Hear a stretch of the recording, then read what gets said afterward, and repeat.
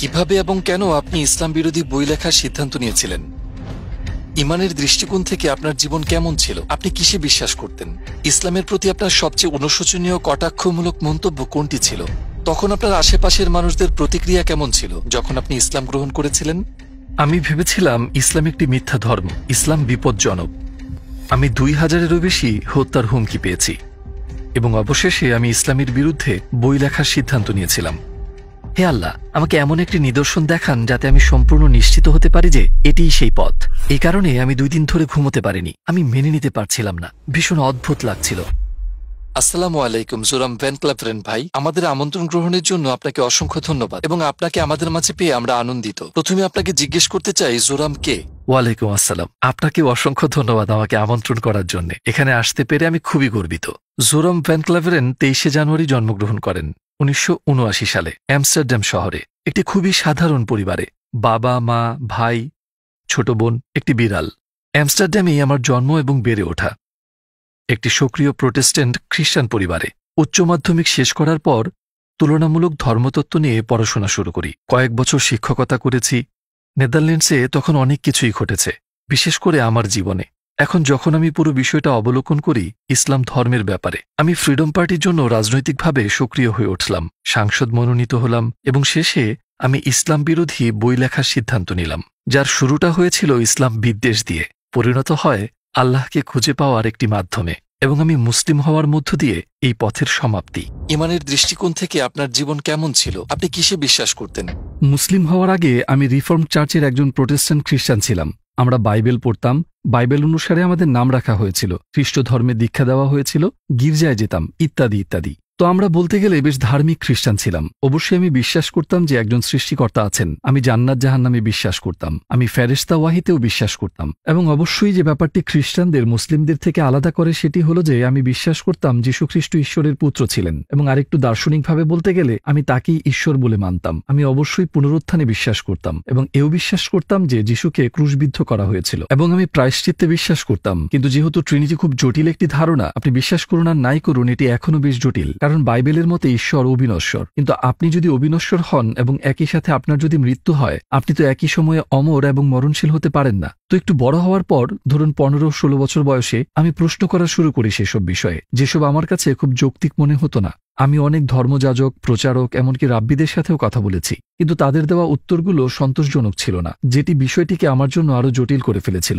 শেষ পর্যন্ত সেসব বিষয়গুলোর ব্যাপারে আমার সন্দেহ থেকেই যায়, কিন্তু আমি অন্ধ বিচারকের মতো এগুলোকে একপাশে রেখে ধর্মটাকে বিশ্বাস করে যাওয়াটাই ভালো মনে করলাম। হয়তো আমি পুরো বিষয়টি বোঝার মতো যথেষ্ট বুদ্ধিমান নই এবং আমি তখনও ঈশ্বরে বিশ্বাস করতাম যে যীশু একজন খুব গুরুত্বপূর্ণ ব্যক্তিত্ব এবং ঈশ্বরের পুত্র। কিন্তু পূর্বে যা ঘটেছে আমি ব্যাপারটিকে ঠিক সেভাবেই রেখে দিলাম।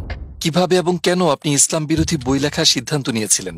উচ্চ মাধ্যমিক শেষে একটি বিশ্ববিদ্যালয়ে ভর্তি হই তুলনামূলক ধর্মতত্ত্ব বিষয়ে পড়াশোনা করার জন্য। এবং চমৎকার ব্যাপার হলো, আমার কলেজের প্রথম দিন, যতদূর মনে পড়ে 2001 সালের 11ই সেপ্টেম্বর, প্রথম দিন থেকেই বুঝলাম, আচ্ছা, এই মুসলিম ছেলেগুলা একটু পাগলের মতোই এবং এই ধর্ম সত্য নয়। তার কয়েক বছর পর নেদারল্যান্ডসে একজন লোক নাম থিউ ভ্যান গগ, উনি একজন বিখ্যাত চলচ্চিত্র নির্মাতা ছিলেন, যাকে রাস্তায় মেরে ফেলা হয়েছিল, তাকে গুলি করা হয়েছিল, তার গলা কাটারও চেষ্টা করেছিল এবং তারা তার পেটে ছুরি ঢুকিয়ে একটি চিঠি রেখে যায় আয়ান হির্সিয়ালি নামের এক মেয়ের জন্য। ওখানে লেখা ছিল, এরপর তোমার পালা। তো এটি আমার ইসলাম বিদ্বেষী অনুভূতিগুলোকে এমনভাবে দৃঢ় করেছিল যে ভাবলাম আমাকে রাজনীতিতে যুক্ত হয়ে কিছু করতে হবে এবং দেশকে ক্ষতির হাত থেকে বাঁচাতে এই অশুভ শক্তিকে থামাতে হবে। আপনি ইসলামের জন্য রাজনীতি শুরু করেছিলেন?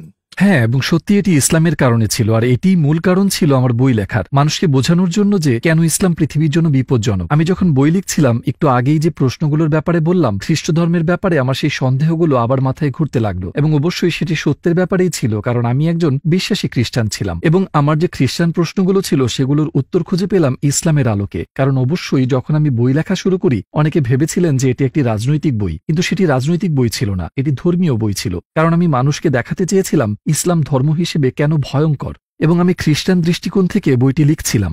অতএব শুরুতে আমি খ্রিস্টান ধর্মে ঈশ্বরের ধারণা এবং ইসলামিক ধারণার একটি তুলনা তৈরি করতে চাইলাম। আমার ট্রিনিটির ব্যাপারে বেশ কিছু সন্দেহ ছিল এবং আমি ইসলামে তাওহিদ মানে ঈশ্বরের একত্ব দেখলাম হ্যাঁ, এবং সেটি আরো যৌক্তিক মনে হলো। আর তারপর আমি ভাবলাম, বেশ, আমি বাইবেল আবার পড়ব, আরো জানতে, নিজেকে পুনরায় ঝালিয়ে নিতে। আচ্ছা, কেন ইসলামে যে তাওহীদের ধারণা, এক স্রষ্টার ধারণা, সেটি কেন খ্রিস্টান কনসেপ্টে নেই? কিন্তু যখন আমি ওল্ড টেস্টামেন্ট পড়ছিলাম, দেখলাম যে ওল্ড টেস্টামেন্টে রাসূল বারবার বলেছেন এক ঈশ্বর, এক ঈশ্বর, এক ঈশ্বর। আর তারপর আমি ভাবলাম, ঠিক আছে, তাহলে আমি নিউ টেস্টামেন্টেও শুধু যীশুখ্রিস্টের বাণীগুলো দেখি।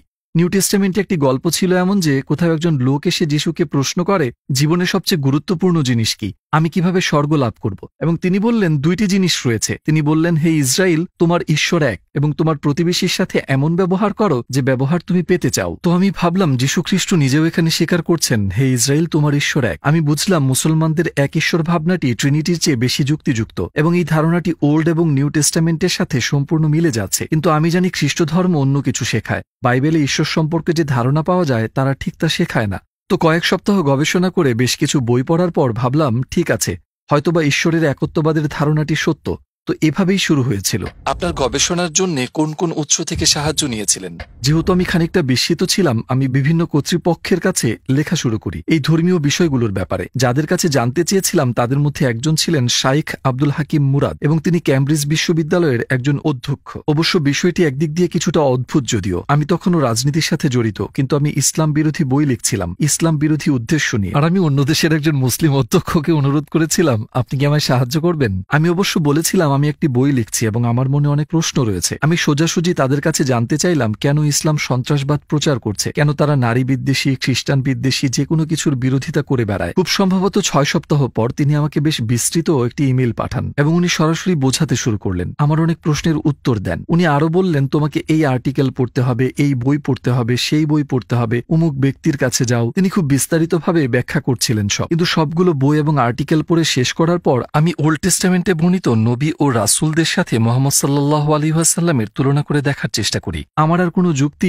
অবশিষ্ট ছিল না এটা দাবি করার জন্য যে বাকিরা রাসূল, কিন্তু তিনি নন। আমি চিন্তা করলাম, বেশ, আমি যদি মুসা আলাইহিস সালামকে মেনে নিতে পারি, তবে রাসূল সাল্লাল্লাহু আলাইহি ওয়াসাল্লামকে কেন নয়? তাহলে নিশ্চয়ই সেখানে অন্য কারণ থাকবে। আমি ভাবছিলাম, কেন আমি তাকে রাসূল বলে মেনে নিতে পারছি না? হয়তো তার অনেকগুলো স্ত্রী ছিল, তাই। কিন্তু আবার আমরা যদি সুলাইমান, রাজা দাউদ কিংবা ইব্রাহিম আলাইহিস সালাম প্রমুখদের দেখি, ওল্ড টেস্টামেন্টে এমন আরো অনেক নবী রয়েছেন যাদের একাধিক স্ত্রী ছিল। আর ধর্মগ্রন্থের বাইরে দেখলেও সাংস্কৃতিকভাবে ইউরোপ, আফ্রিকা, এশিয়া সবখানেই বিভিন্ন কারণে মানুষদের একাধিক স্ত্রী ছিল। তো ভাবলাম, বেশ, এটা কোনো যৌক্তিক কারণ হতে পারে না। একের পর এক সব যুক্তি বাদ পড়তে লাগলো। শেষে আমি ভাবলাম, আমাকে বলতেই হবে, হয় এদের কেউই রাসূল নন, যা আমার পক্ষে মেনে নেওয়া সম্ভব হচ্ছিল না, কারণ তাদের জীবদ্দশায় যা করেছিলেন, বলেছিলেন যে অলৌকিক ঘটনাগুলো ঘটেছিল ইত্যাদি কারণে। তারা যা বলতেন এবং করতেন সে ব্যাপারে নিশ্চিত ছিলেন, কেননা তারা রাসূল। এরপর আমি বললাম, ঠিক আছে, ভালো কথা, তাহলে আমাকে মুহাম্মদ সাল্লাল্লাহু আলাইহি ওয়াসাল্লামকে নবী হিসেবে মেনে নিতে হবে। আমি সন্দেহ করেছিলাম। প্রথমে আমি ভেবেছিলাম যে তিনি আমার জানা ইতিহাসের সবচেয়ে খারাপ মানুষ।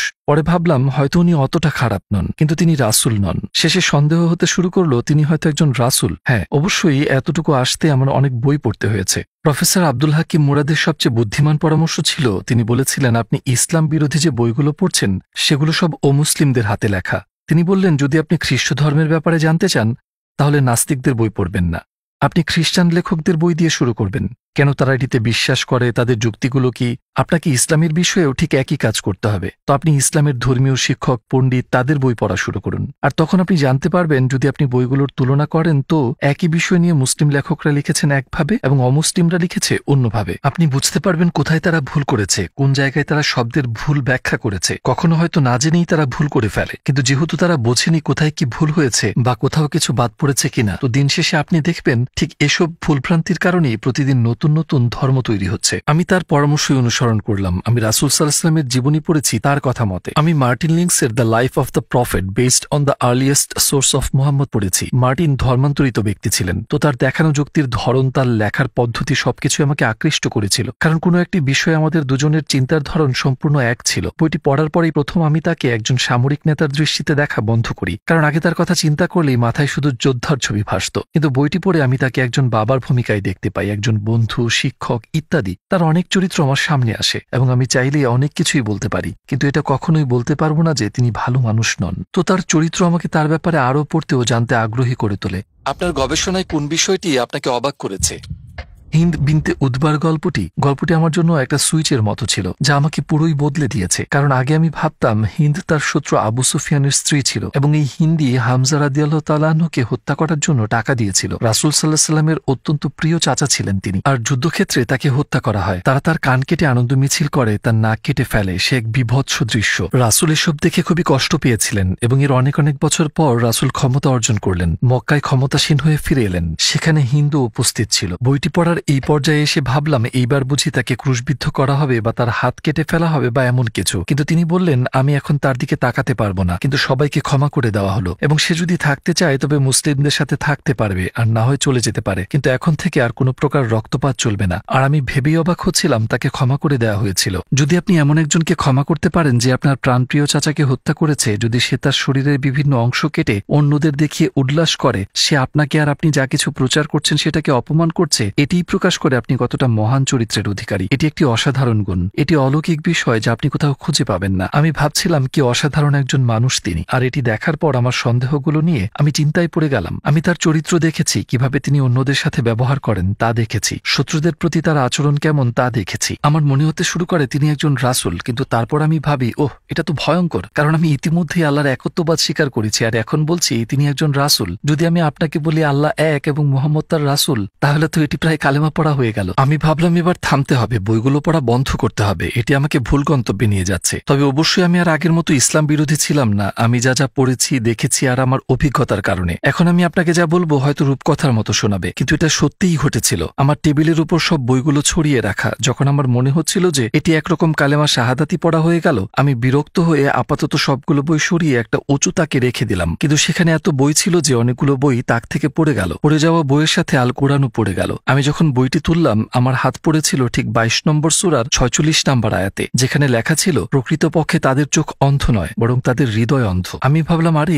এটি তো আমার আসল সমস্যা, কারণ আমার চোখ নয়, আমি স্পষ্ট দেখতে পারছি। নিজ হাতে যা লিখছি কেউই আমাকে সেই বই লিখতে জোর করেনি, কি লিখবো সেটাও কেউ বলে দেয়নি, নিজেই লেখা শুরু করেছিলাম, নিজের চোখে সব দেখতে পারছি। আচ্ছা মানলাম তিনি রাসূল, ঈশ্বর একজন, কিন্তু বিষয়টাকে গ্রহণ করতে পারছিলাম না, কারণ আমার চোখ অন্ধ ছিল না, আমার হৃদয় অন্ধ ছিল। আমি মন থেকে মেনে নিতে পারছিলাম না। আমার মনে হয় আমার নফস বা আমার অহংকারের কারণেই আমার মেনে নিতে কষ্ট হচ্ছিল। তখন আমি বললাম হে প্রভু, আপনি বাইবেলের ঈশ্বর নাকি কোরআনের আল্লাহ আমি আর পরোয়া করি না, আমাকে শুধু একটি মাত্র ইঙ্গিত দিন যাতে আমি শতভাগ নিশ্চিত হতে পারি এটাই সঠিক পথ। তারপর আমি ঘুমিয়ে পড়লাম, কিন্তু ঘুম থেকে ওঠার পর কেন জানি না মনের মধ্যে খুব শান্তি পাচ্ছিলাম। আমি সত্যিই খুব নিরাপদ বোধ করছিলাম। এর পূর্বে আমি কখনো এতটা শান্তি অনুভব করিনি। পুরো বিষয়টি নিয়ে আমার যে উদ্বিগ্নতা বা সন্দেহ ছিল সূর্যের তাপে তুষারের মতো, তা আমার মন থেকে পুরো উধাও হয়ে গেল। আমি ভাবলাম আমি মনে হয় মুসলমান হয়ে গেছি, তো এখন সবাইকে বিষয়টি জানানোর পালা। আপনার আশেপাশের লোকজনের প্রতিক্রিয়া কেমন ছিল যখন আপনি মুসলিম হয়ে গেলেন?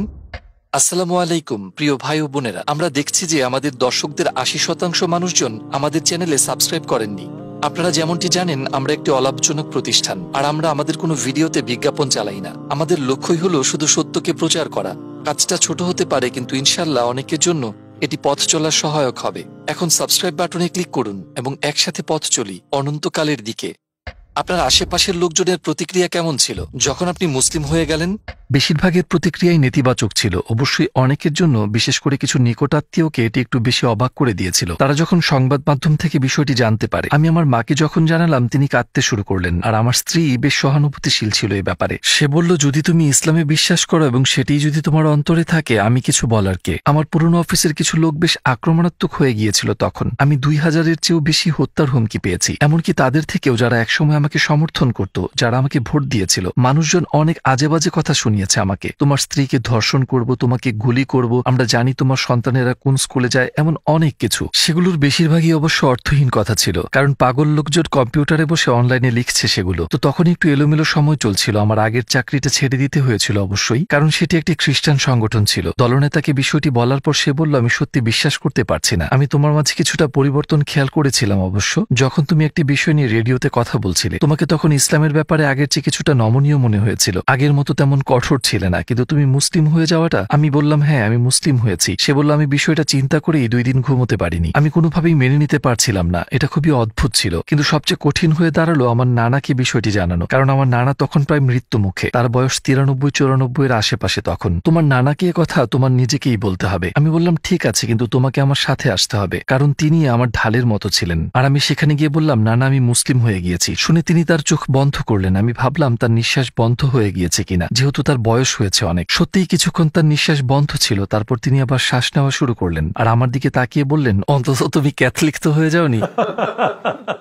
বেশ মজার ছিল বিষয়টি। আর শেষে আমার আগের রেডিওর বস আমাকে বলল আমরা কিভাবে বুঝবো যে তুমি একদিন হিন্দু বা অন্য কিছু হয়ে যাবে না। বললাম আমি কখনোই ধর্মকে বেছে নিইনি, শুধু এই একবার ছাড়া। আমার মুসলিম হওয়াটাই শুধু আমি বেছে নিয়েছি। এর আগেও আমি কোনো ধর্ম বেছে নিইনি। আমি খ্রিস্টান পরিবারে জন্মগ্রহণ করেছি, খ্রিস্টান হিসেবে বড় করা হয়েছে আমাকে। আর সেই কারণে যেসব ভালো জিনিস আমার কাছে এসেছে তার জন্য আমি খুব কৃতজ্ঞ, কিন্তু সেটা আমার সিদ্ধান্ত ছিল না। আর জীবনে একবারই আমি এই বিষয়ে সিদ্ধান্ত নিয়েছি, যখন আমি মুসলিম হওয়ার সিদ্ধান্ত নিলাম। আর এটি সবচেয়ে, যেমনটি আমি বললাম, আমার মনে হয় আমার নেওয়া সবচেয়ে গুরুত্বপূর্ণ সিদ্ধান্ত ছিল, সবচেয়ে যুক্তিসঙ্গত সিদ্ধান্তও ছিল। জীবনে কোনো সিদ্ধান্ত নিতে আমি বছরের পর বছর সময় লাগাইনি, শুধুমাত্র এই সিদ্ধান্তটি ছাড়া। প্রথম নামাজ আদায়ে আপনার কেমন লেগেছিল? অবশ্যই খুব সুন্দর একটি মুহূর্ত ছিল, বেশ আজবও লাগছিল বটে, কারণ একজন খ্রিস্টান হিসেবে আমি অবশ্যই ওভাবে প্রার্থনা করতে অভ্যস্ত ছিলাম না। আপনি আমার হাত জোর করেন আর হয়তো হাঁটু গেড়ে বসেন বাথ বা অন্য কিছুর সামনে। আমার মনে হয় ব্যাপারটা খুব সুন্দর যে আপনি সিজদা করছেন, অতঃপর আপনি সত্যিই আপনার প্রভুর কাছে গভীরভাবে মাথা নত করছেন। তাই আমার মনে হয় এটি অত্যন্ত বিনয়ী এবং সুন্দর একটি ব্যাপার।